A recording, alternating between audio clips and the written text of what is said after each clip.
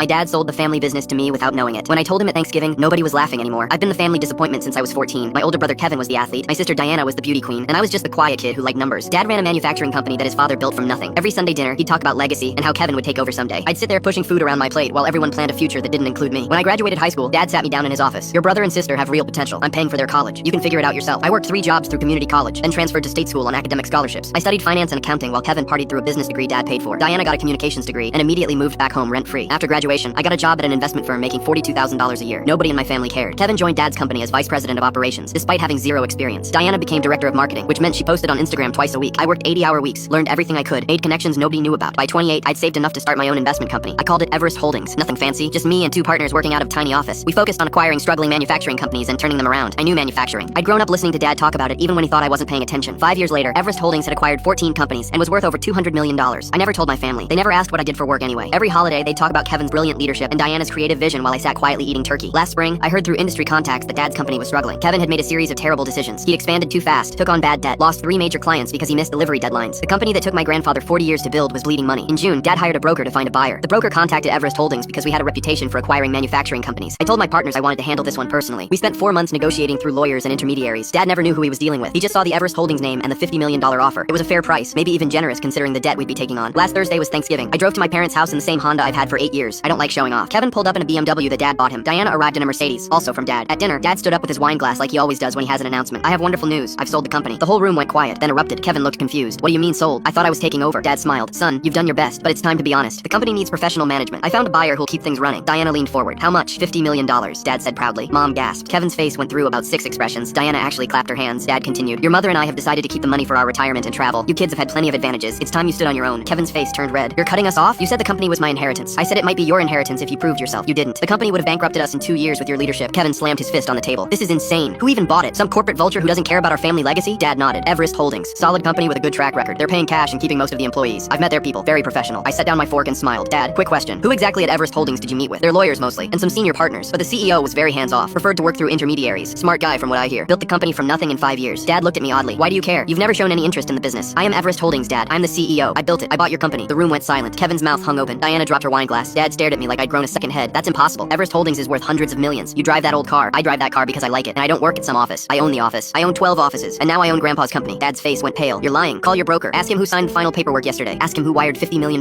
this morning. Dad's hands shook as he pulled out his phone. He called right there at the table. I watched his face as he listened. He hung up without saying goodbye. Kevin spoke first. You bought our inheritance? Your inheritance was going to be a pile of debt. You ran it into the ground. I'm saving it. Dad finally spoke. Why didn't you tell us you were successful? Why didn't you ever ask? I've owned Everest Holdings for 5 years. Not once did any of you ask what I actually do. You assumed I was nobody because that's what you wanted me to be. I stood up from the table.